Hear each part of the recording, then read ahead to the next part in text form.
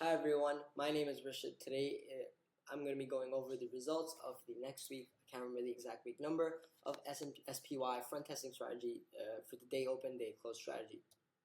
Now on the 11th of November we had a buy signal where we would have made a loss of $1,835.4 or 0.176%.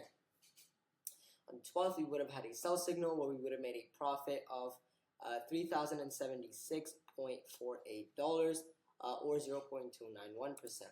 On the 13th, we would have had another buy signal with a small loss of $316.26 or 0.032%.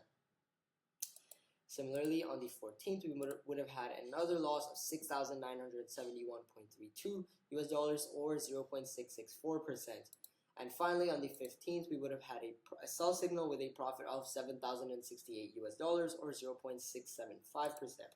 Our cumulative return went from 5.329 to 5.423, and our alpha increased from minus 15.305 to minus 12.884%. That's all for this video. Thank you for watching. Enjoy, and I will see you in the next video.